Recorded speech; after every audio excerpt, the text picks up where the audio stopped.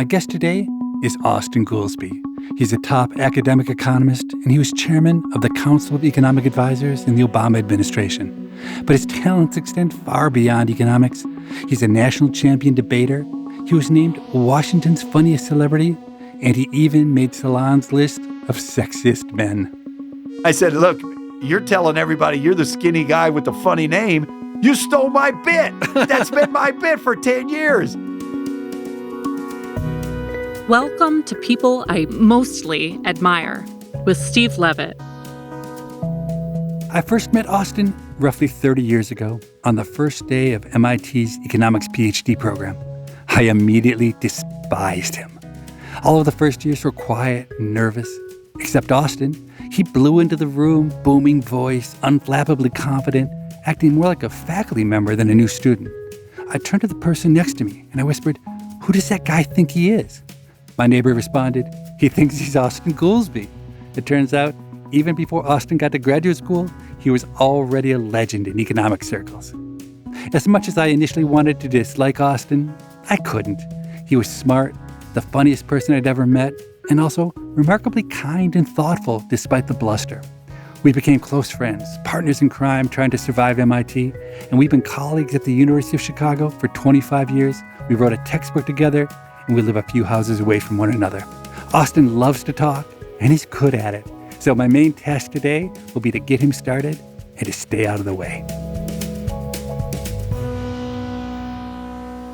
Austan, it's always great to talk with you. We've known each other for 30 years, and it's been so much fun watching you go from being an unknown, brash young Ph.D. student to a well-known, still equally brash thought leader.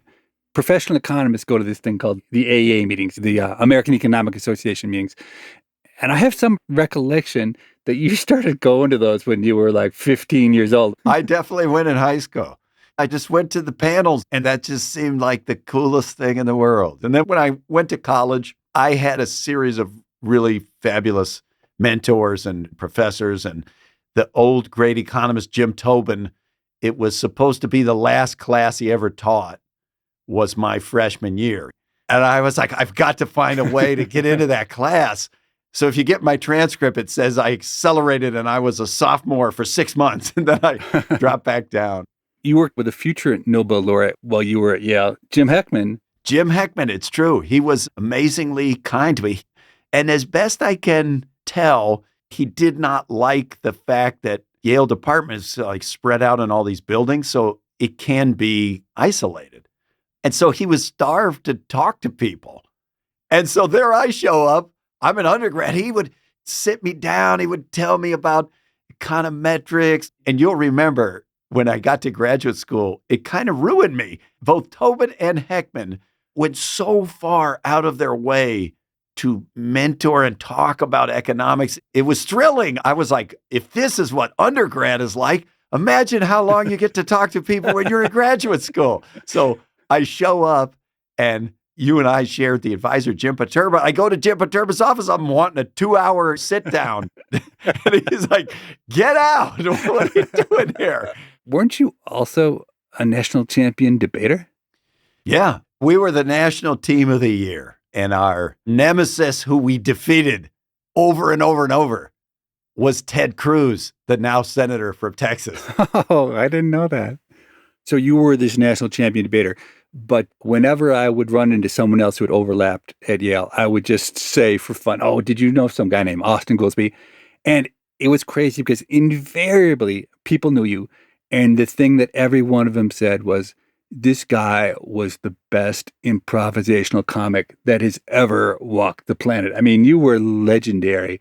What made you so good at that?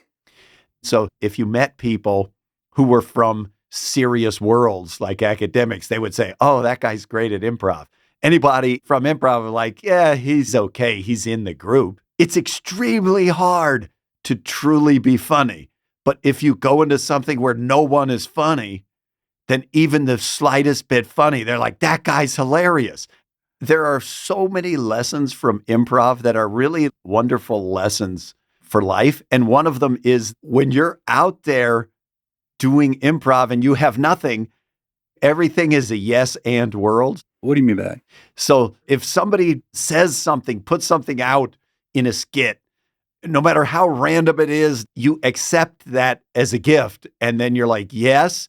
And the quickest way to turn a scene into nothing is to reject an idea. Somebody's like, wow, look at those elephants. And then you say, those aren't elephants. Then it goes nowhere. There is no step two. So I think what I hear you saying is in life, if somebody says something totally idiotic, you're saying it's better to say, oh, God, that's brilliant. And let's do this other thing. Well, yeah, kind of. But it's more like somebody gives you something random. And then you say, how do we combine that thing with some other thing to make something that's even funnier and better? All of improv is literally thinking on your feet. And I usually say that for teaching, I learn more being in an improv group than getting a Ph.D. plus undergrad. Every class you ever took combined taught you less about how to teach a class than 1 year in it being in an improv group. So what do you do different in class, say, than probably I do because of your improv experience?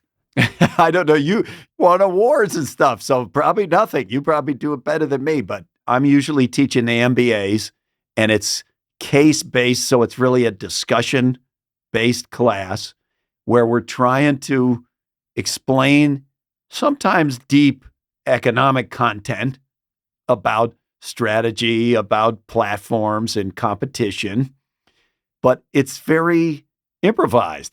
One of the things I struggle with teaching is when I ask a question and a student says something that is just 100% dead wrong. And I never know whether to just say, that is so wrong that I don't know what to say next. Or should I say, hey, that's pretty good. That's funny because I thought you were going to say the opposite. It's much harder if somebody just comes right out in the first minute and gives you the correct answer. If they give you something that's 100% wrong, in a way that opens the conversation, as long as you've established a certain level of trust among the students that people are willing to speak.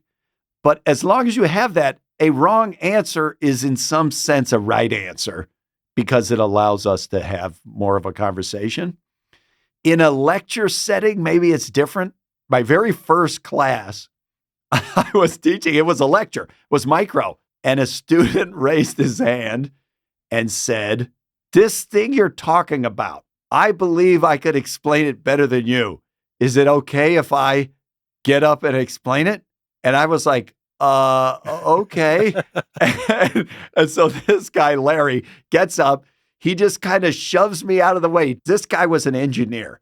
And it was the part of class where it was like, why should you price at the spot where the marginal revenue and the marginal cost are going to be equal?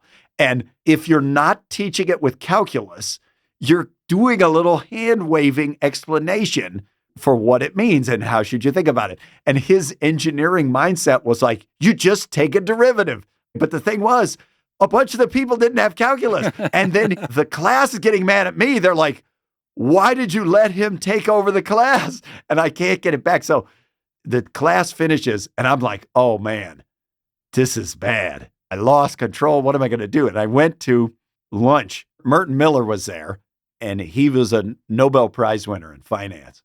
I said, Mert, I need your help. Student took over. Everybody's mad. He wasn't as clear. And Mert said, well, Milton Friedman gave me the advice when I got here in 1961, and I'm going to give it to you.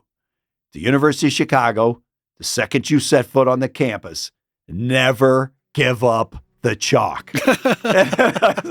Never give up the chalk.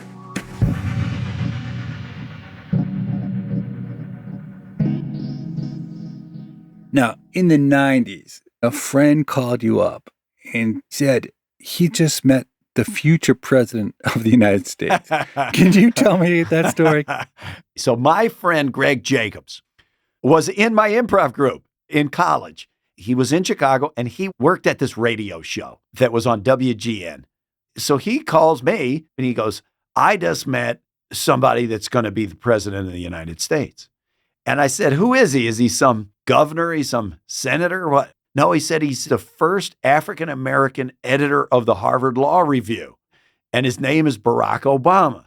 And this is like 1994 or 1995. And I was like, nobody named Barack Obama is going to be the president of the United States. What are you talking about? So fast forward a couple of years, Obama runs for Congress and he's defeated by like 50 points. So I'm calling and I'm razzing my friend. I was like, you thought he's going to be the president? That guy who just got crushed by Bobby Rush by 50 points. Greg would always say, no, just wait. Just wait. He's so great. People are going to see it. He's going to be president. And he was right. When you heard he was running for the Illinois Senate seat, you reached out to Barack on your own, right? Not exactly. Michelle Obama was way more famous than Barack Obama was. She had a major job at the University of Chicago. She was like the head of community relations for the hospital, which is a prominent position. And Barack Obama was my state senator. We had a bunch of common friends. Our oldest kid was at the lab school in between the two Obama daughters. So I had seen Barack Obama around at birthday parties and stuff like that, but I didn't really know him. And he decided to run for the U.S. Senate. And his policy director of the Senate campaign, they called me and said, could you help us on economic stuff? And I was like, you're talking about Michelle Obama's husband? I was like, yeah, of course I'll help. The main opponent had dropped out of the race. The Republicans in state could not agree. They drafted Alan Keyes, a guy from Maryland, to move to Illinois and run for the Senate. His thing was ancient philosophy, conservatism. At a press conference, they asked about reparations, and he said his plan was that we should follow the model of the ancient Romans and waive all the descendants of slaves from federal taxation for 2 generations. And he said, my opponent will not qualify because he is not the descendant of a slave, and was saying he's not a real African-American. So the campaign contacts me and says, can you figure out how much that plan would cost? And I was like, I can't even begin to tell you how impossible it would be to figure that out. But I go get the statistics of income and I can give you a spreadsheet that you could at least have a number to back up what you said. And I said, but let me ask you a question. Do you want a net present value? Do you want me to just add up 40 years of numbers? Their thing was, whatever's the biggest. I was like, okay. So I go through, I make some imputations. I put it all in the spreadsheet. The answer is 8 trillion. And they're like, that's perfect. 8 trillion, that's what we want. So I send this memo. Then Alan Keyes proposes replacing the income tax with a sales tax, waiving housing, food, clothing, transportation, senior citizens, and poor people, so it won't be regressive. Essentially the entire basis. Yeah, no. And so they're like, what would the rate have to be if they did that? And I'm like, in my world, if you put a 40% tax on some things and 0 on other things, they're going to shift what they buy. Like, how much am I supposed to assume for that? They're like, whatever's the biggest. So they actually bring me down to the debate. And Alan Keyes kept saying publicly to Obama, you need to talk to the economists and they'll tell you that what you say is nonsense. So at the debate, Obama goes, I found an economist at the University of Chicago and he's here in the audience tonight. And Professor Goolsbee's analyzed your thing and he says your plan would have to raise the sales tax rate to 68% or something like that. And then Keyes said, that's not my plan. And then they went to the next topic. That was my role. And when it was done, they said, you got to go meet with Obama. So you'd never even met him at this point? I hadn't met him face to face. I just sent all these memos from Professor Goolsbee. So I knock on the green room door and he opens it. And I said, I'm Professor Goolsbee. And he's like, what? I thought I had a 69-year-old guy with a pipe and a tweed jacket. And he said, and what is with Goolsbee? And I said, look, you're telling everybody you're the skinny guy with the funny name. You stole my bit. That's been my bit for 10 years. He laughs. He never called me Professor Goolsbee again. So I get the impression in politics that there's a sharp line drawn between what you were doing, so advising on policy, and then maybe the strategy around the campaign, and that the people who do the strategy tend to have all the power. Is that a fair assessment? Oh, yeah, 100%. Academics had a conception in their mind of how it must work is policy people come up with a bunch of ideas that they hand to the strategy people and they package it well. And that's just totally not how it works. The best analogy is if you're the policy person, you're like one of those guys with the gas can at the NASCAR race who jump over the thing and they're frantically running and pumping with gas and get the tires and get them back out on the road. But like, you're not driving. If you think you're driving, you're in the wrong line of business. So, of course, Obama wins, and you join the Council of Economic Advisors and eventually become the chair of the council. So an economist's job in the administration is partly to help guide policy, but also it's to say that the policies the administration chooses, that they make good economic sense, even when they don't. That's so different from academics. Did you find that role uncomfortable? I didn't find actually that to be that much of a tension because Obama's decision-making process was a pretty good one. He was quite sensible and a guy with good judgment. And so I didn't find that there were really that many things where it was like, oh, all the policy people think we should do A, but they're just going to have to do B because Harry Reid said so. I thought that would be a bigger thing than it was. I went in not really willing to sacrifice the ideals too much. I filled out on CEA letterhead the day I arrived, a resignation letter that I folded up and kept in my wallet every day I was there. Wow. I wasn't going there to try to find a new career, and I always knew that I wanted to come back to the university. So if they were going to ask me to do something that was too far outside what I was comfortable with, I'd just go back to my job. So you were there in the middle of the financial crisis. Yeah, it was horrible. That was horrible. And you're being asked to answer these very hard questions quickly. Yes. On a huge range of topics. Yes. What was your approach to that? I would have felt hopelessly underqualified for that role. I was clueless, but I didn't know that. I was probably close to being killed many times.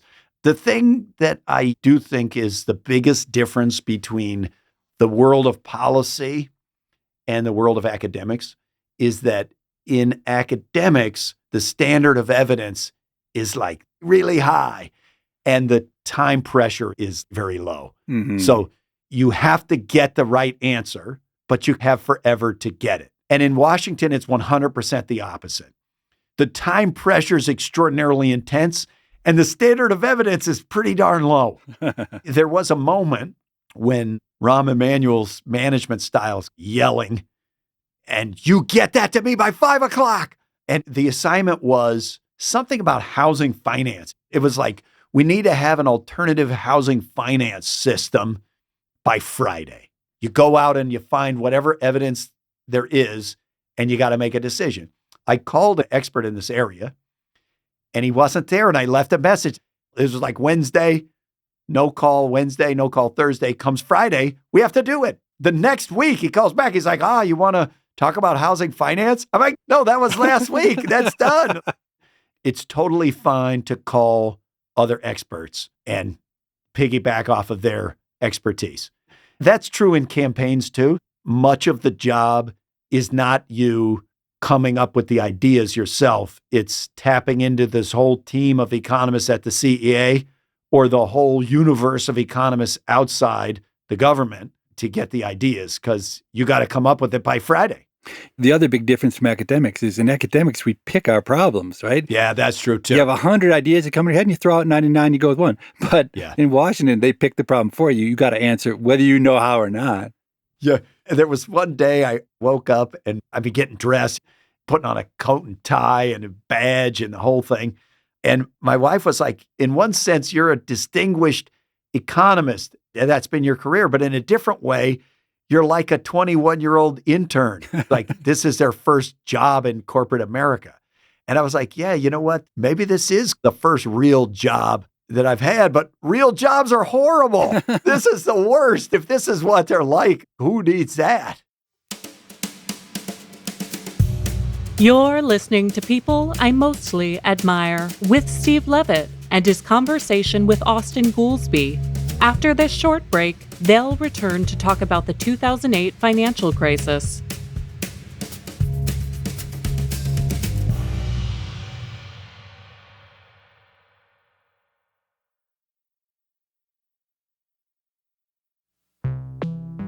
Hey, Morgan, how are you today?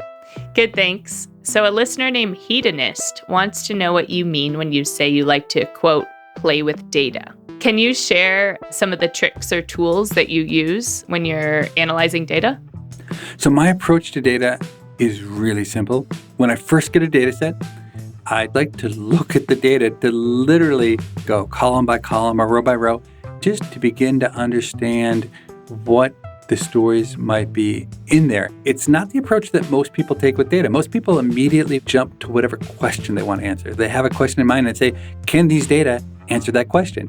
And I have to say, in most of my academic papers, there will be a table or a figure that makes it to the final published product 2 or 3 years later that comes out of the first 30 minutes of my being with the data, where I'm just asking the simplest possible questions.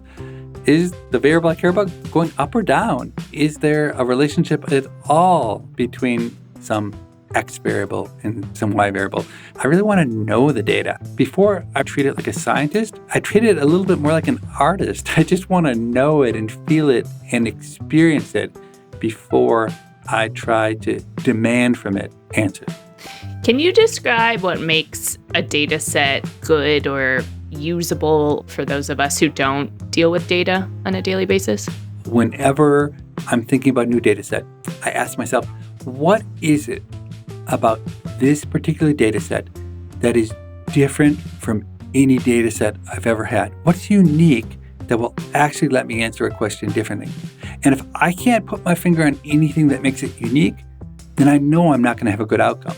Give me an example of a data set that had something that you'd never seen before. Well, a great example is one of the silliest data sets I've ever used, which was a data set offered to me by an ex-economist who had quit the profession and decided that his job should be to deliver bagels and donuts to office parks. And of course, when he first mentioned the data set to me, it sounds so silly. But what was so interesting is that because this guy was so OCD, he had entered into a spreadsheet the exact number of bagels and donuts he had delivered.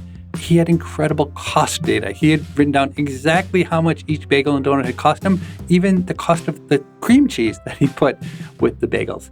And in the end, it allowed me to write a silly paper because it was about bagels and donuts, but it shed light on decisions about prices and quantities that actually were really interesting, because typical firms can never provide you with the kind of data that he provided me. And aren't those the best data sets in your mind, the ones that seem silly at first glance, but actually are more telling about the human experience or about our decision-making processes? It is true that most of my greatest hits have been silly, because it's hard to draw deep human insights about really important questions. It's often easier to do it around the fringes. I would rather have the best of both worlds. Tell us deep insights about human nature and not be completely silly. An example of another data set that to me was very exciting and really allowed us to do something others couldn't was a massive data set that Uber provided to us that I claim allowed us to, for the first time in the history of economics, credibly estimate a demand curve that somebody should care about. Now, many of my colleagues will contest many of the features of what I just said, but it really, for me, was one of the purest, most enjoyable data projects I've ever worked on, just trying to estimate a demand curve, which seems so easy and so obvious, but in practice, it has been extremely elusive. Okay, thank you, Hedonist. Hope that shed some light on what Steve means when he says he likes to play with data. If you have a question for us, you can reach us at pima@freakonomics.com. That's PIMA at freakonomics.com. It's an acronym for our show. Steve and I both read every email that's sent, and we look forward to reading yours.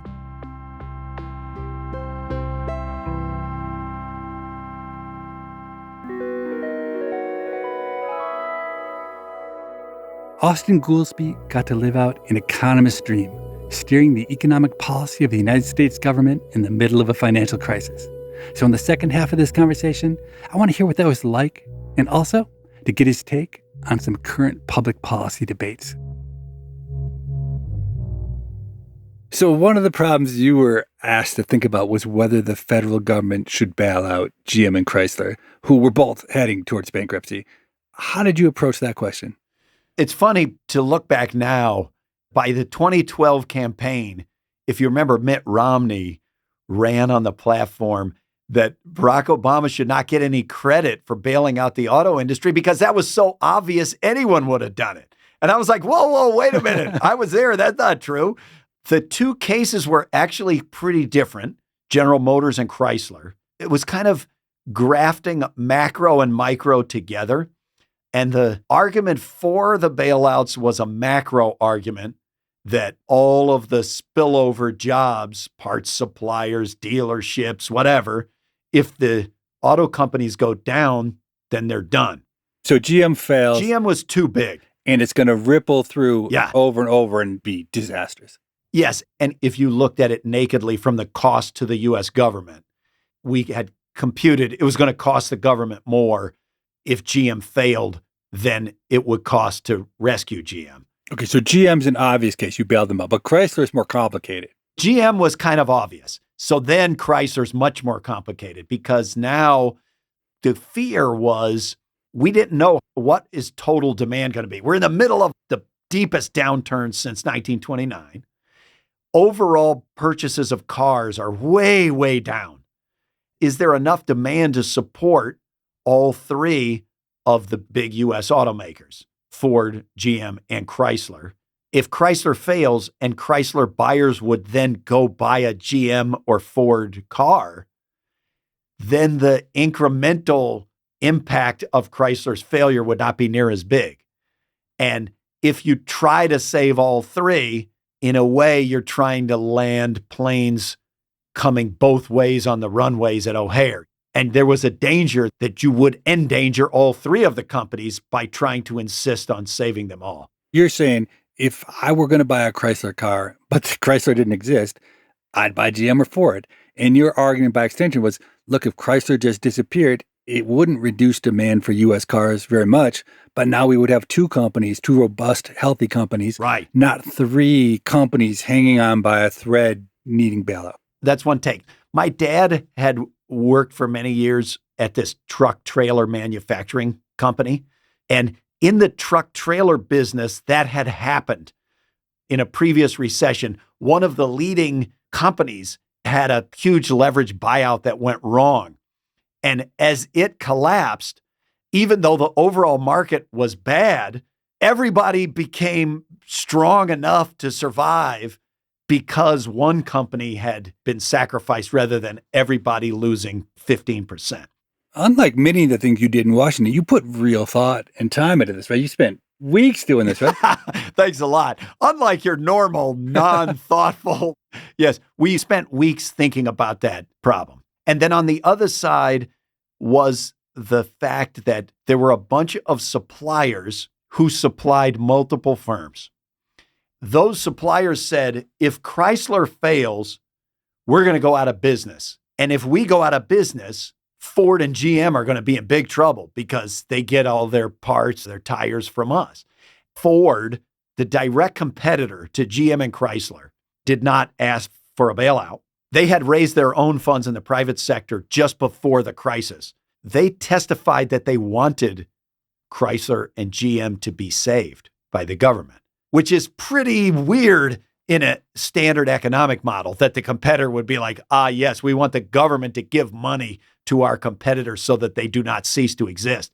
So we were kind of back and forth. And at one point, we had a meeting in Larry Summers, the NEC director's office, and he asked the team gathered, how many people think if we bail Chrysler out, they will still exist in 5 years? And it was 50-50 split. So it was really touch and go of which it was going to be. So that's the economics behind it. I'd love to talk about the politics of what happened. You've been thinking about this, but Larry Summers, who directed the National Economic Council, the other group of economic policy advisors, he had thought about the situation and come to a very different conclusion. So you were thinking you should let Chrysler fail, but Larry did not agree. So what happened next?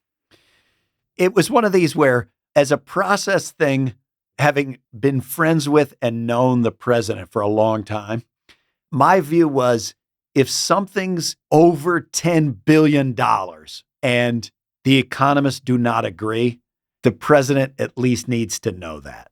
And the NEC's job is to run the process. And sometimes Larry's position could be all disagreements among the economists, we will resolve those amongst ourselves. And then I will brief the president about here is what the economists have decided. So in something like the auto bailout, where the economists are really in disagreement, Larry was portraying it to the president like the economists have met and we all agree that you should do the bailouts.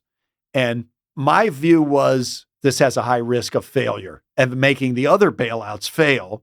If you do this, I don't know if there will be enough demand to sustain them. So the work through political solution was they would write a memo that recommended the rescue bailout for all of them, but they would include some pages where the people who thought it was a bad idea could present their case. So we wrote that up. I think we got 2 pages or something. Evidently, they agreed to that, and then they ripped our 2 pages out and threw them away and sent in a memo that said, the economists all agree, this is what we should do. I didn't know that at the time. There's a person who manifests and monitors who goes into the meeting with the president in the Oval Office. And they will only let people in for how many chairs there are. And as you might imagine, the time of the president is the most precious commodity there is. They had a meeting, but I didn't know anything about the meeting. I'm just working in my office. And the person outside the door calls up and is like, why aren't you here? And I'm like, I wasn't invited. So I run, I come up to the door, I go in, and the Oval Office is packed. But as soon as I walk in, it's obvious, oh, this is the autos team come to meet with the president. And it was no accident you weren't invited. You were not invited because you didn't agree. I think it was not an accident. Yes, I think that's correct. And there were not really representatives from the side that was like, no, this is too risky. They weren't in this meeting. So it was, as I understand it, Obama himself who read the memo and said, well, this is very interesting. Is this a consensus recommendation? He asked them. And there is mostly, really. Who was against it? Why aren't they here? So I came over. There was nowhere to sit except the vice president wasn't at that meeting. So Obama pats the vice president's chair. He's like, sit right here. So I'm between Larry on the couch and the president. Larry's on my right, the president's on my left. And Larry's just giving me the stink eye. He's like, you wait till we're out of this room and you're a dead man. The thing that Obama decided at that meeting was, we can't decide this here in passing at a meeting where everybody doesn't get to express their view. We're going to have a bigger meeting where we hash out these issues later that day. We go over and the president hears all the sides and he says, look, I understand there's a risk, but I feel that we have to do this. And we're going to try to make the best of it. My thing was, the president is the guy that needs to decide this because it's $10 billion and we don't agree. And we were so happy to be proved wrong. Alan Kruger, the late Alan Kruger, and I were on that side. There was one way in which the United States was fortunate, which is demand for cars rebounded more than we forecast at the time. So in some sense, the market was big enough to keep everyone alive. But to their credit, the big automakers did do a lot of major restructuring. They had to cut costs. They had to rationalize their product lines. A bunch of dealerships closed. They fired 25 to 30% of the senior management at these companies. And that reform reinvigorated the auto industry. And if you looked at the 4 years after that, autos were one of the single bright spots in the recovery. I think the Washington intrigue is just really fascinating. How the politicking by Larry Summers of trying to control the agenda in various ways, that's interesting to hear as an outsider. I also think this story is an amazing tribute to Obama because despite the fact that Obama was given limited information, he was intuitive and thoughtful enough to figure out the problem and to make sure he got the information he needed and then to call you and to have you there and to hear you tell your story. And the third thing is that you sat there with an entire room glaring at you and you told your story. You said, this is why I think what everyone else in this room thinks is wrong, with Larry Summers staring at you, and he's an intimidating guy. Yeah, that was one of those moments where I was like, this could be the end of my time in Washington, but I was okay. That was my first meeting in the Oval Office. He said, I understand that you have some objections. And I said, it's not exactly objections, they're just risks. And then he says, Larry, what do you think about that? And Larry is upset. He's like, that's wrong for 50 reasons. And as he's talking, I look over my left shoulder, and on the wall is the original Emancipation Proclamation signed by Abraham Lincoln. And I'm looking at it, and I'm like, this is unbelievable. Like the first African-American president is sitting right here. There's the Emancipation Proclamation. I can't even believe it. My attention draws back in, and Larry's like, and another thing that he said was wrong. So then I was like, oh, geez. The thing is, I got along with Larry in the Washington way. He can be bruising, but I also observed many examples where if Larry Summers had not been the head of the NEC, policy would have gone tremendously worse, kind of saved the day. It's just politics ain't beanbag, as they say. And if you go there, you can't be afraid to take a punch because that's just how it is. You obviously thrived in the Obama administration. You were essentially the epicenter of the decisions that were determining the course of history. What did it feel like to walk away from that? I imagine there'd be a huge void. You came back to academics. Did you feel lost? I had been instilled with this view of economist role in government that kind of went back to my undergrad days working for Jim Tobin, who had been on the Council of Economic Advisors for JFK and had gotten into economics because of the Depression. And his view was economics is most important and most useful in a crisis.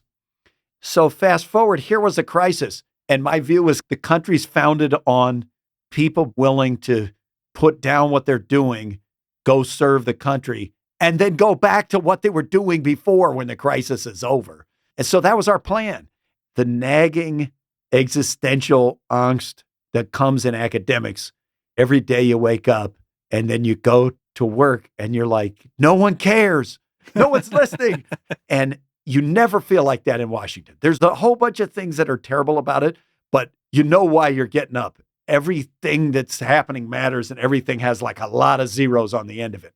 Having that impact, the transition point is especially hard. As I say, it's a bit like going to the moon, and it's amazing. And not that many people have ever been on the moon. And like you stuff the moon rocks in your pocket and like you brought them home and show your grandkids, look, I was on the moon. But that doesn't mean you want to live on the moon. Yeah. It was time to come back. But, you know, I still wake up every week and be like, no one cares. No one answers this. What are we doing?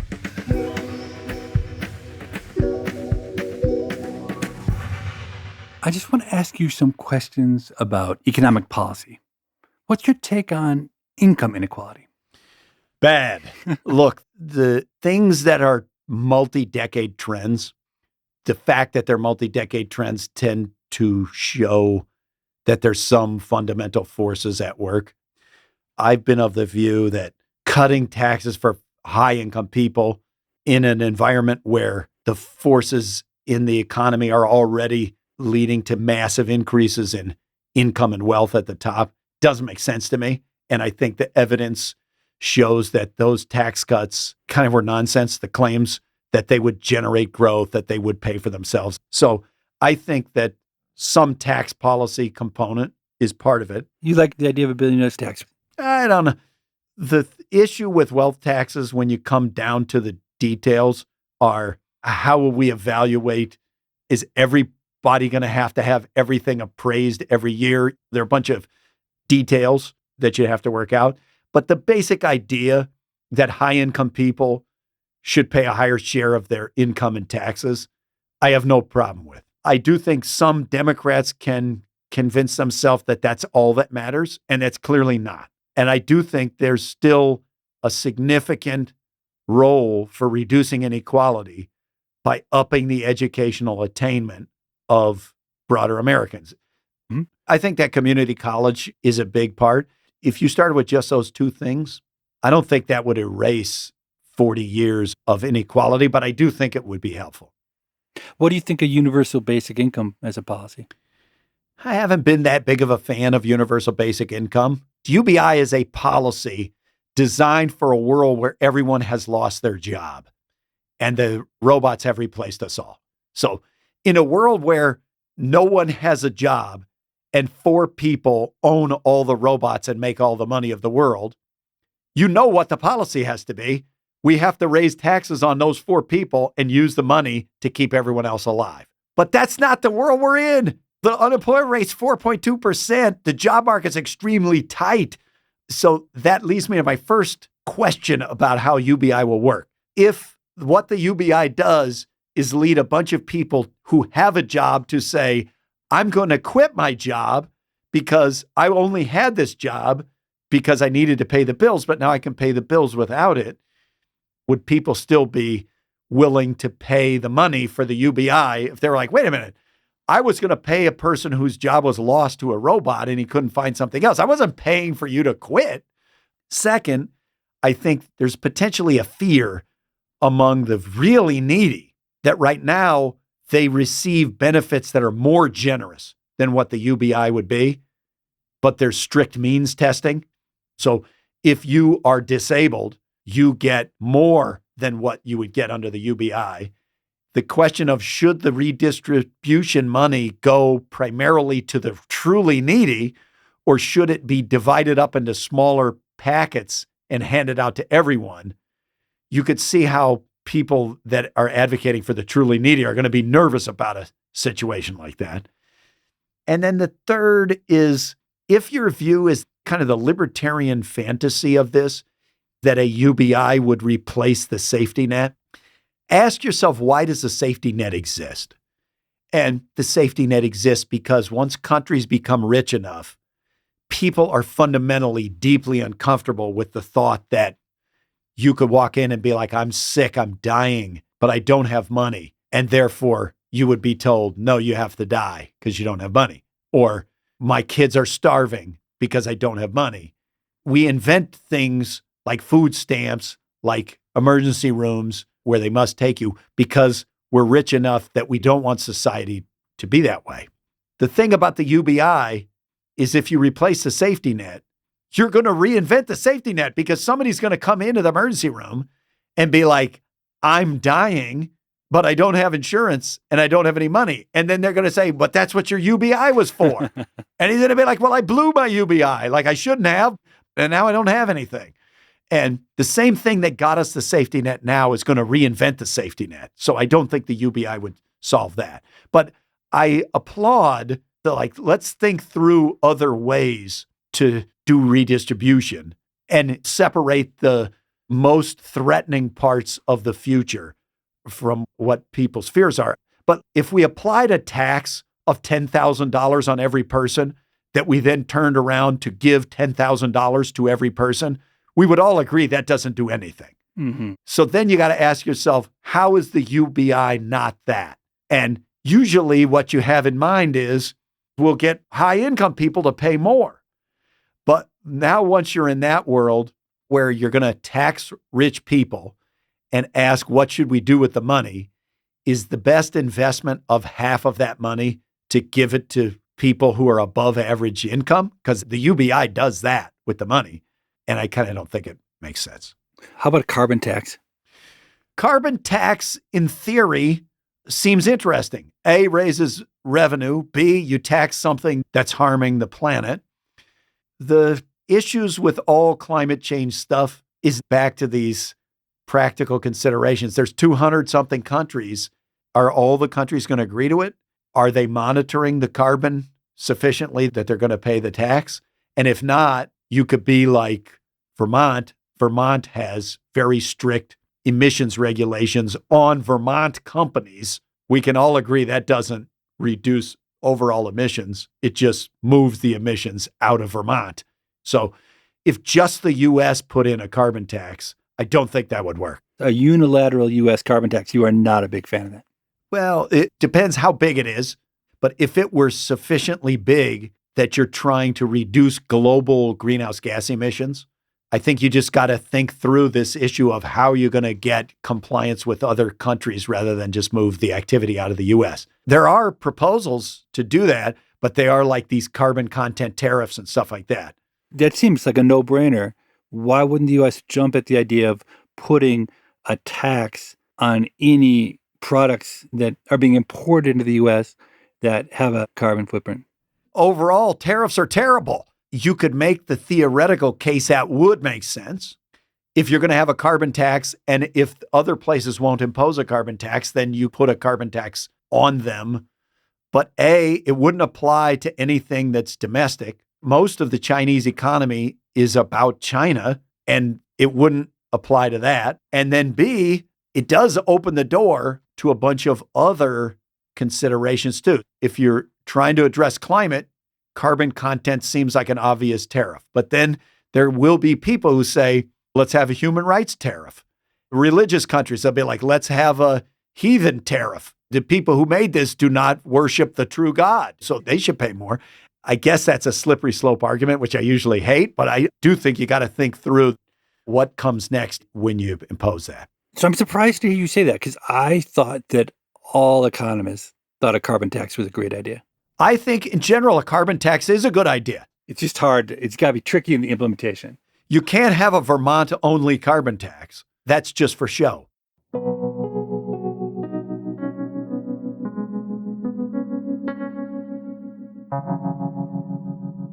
I always like to ask my guests to offer some advice to listeners. And you are obviously an incredible communicator. Are there any tricks or strategies that you use in that regard? Not intentionally. I was decided from an early age that I wanted to be an economist, and I only did economics, and I got a Ph.D. with no break. I went from Ph.D. straight to the University of Chicago. That's been my life, is being an economist. I actually think that seeing alternative perspectives as much as possible as I've gotten older I realize is critically important. And there's an old book called The Difference. It's about the narrow research question of what makes the best teams for judgment. And what it shows is that teams of people with different views destroy teams even of experts, precisely because when experts go to make a decision, if they make a mistake, they're all prone to making the same mistake. Mm-hmm, yeah. And that there's somebody who comes at it from a totally different point of view can be in the moment super annoying. It's like, oh no, why are they harping on that again? But actually, it helps you prevent the biggest mistakes. And it's not true for factual things. A panel of expert plumbers is going to do a lot better at how do we fix the dripping pipe than a collection of non-plumbers. But anything that has to do with judgment, you're better off trying to branch out your network beyond just people who look, think, or work just like you. Maybe that's a lesson that I learned more from politics and from being in DC, because within academics, there's so much emphasis on specialization. Mm-hmm. And it's not just that we talk to economists. It's like within economists, we tend to talk to the people in our own field and the people who do things the same way. But I have come to believe that's critically important. And that I made a terrible error just charging through life just to be an economist. But you didn't really charge your life, because you were an economist, but somehow you had it in you to be a debater and do improv comedy. That's the trifecta of a Renaissance man.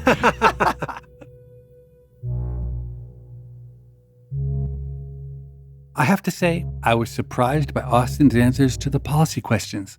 I might have guessed he would have given the opposite response to almost everyone. I was especially surprised by his pessimism around implementing a carbon tax. When I talked to Richard Thaler a few episodes ago, we concluded that the absence of a carbon tax was a sign of how unpersuasive economists are, because essentially all economists think that a carbon tax is a good thing. But Austan casts things in a whole new light. Implementing a carbon tax, well, is hard. And of course, there's no point in implementing a carbon tax poorly, so maybe that's why there's no carbon tax. Still, I have to believe the implementation issues aren't that hard. I guess I know what my homework assignment is: figure out a sensible, implementable, enforceable carbon tax. And if I can persuade Austan, then that only leaves about 8 billion people who remain unconvinced. Thanks for listening, and we'll be back next week. People I Mostly Admire is part of the Freakonomics Radio Network, which also includes Freakonomics Radio, No Stupid Questions, and Freakonomics MD.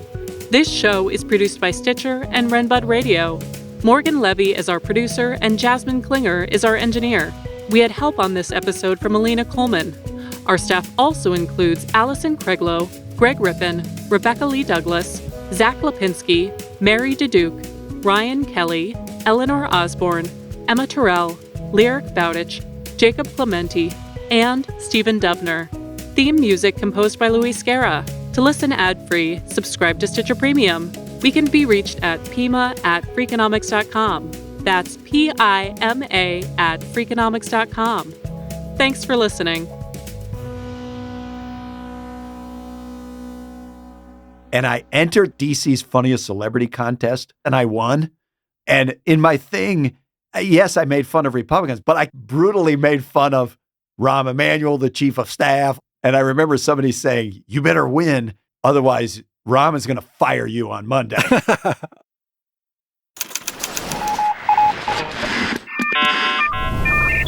The Freakonomics Radio Network, the hidden side of everything. Stitcher.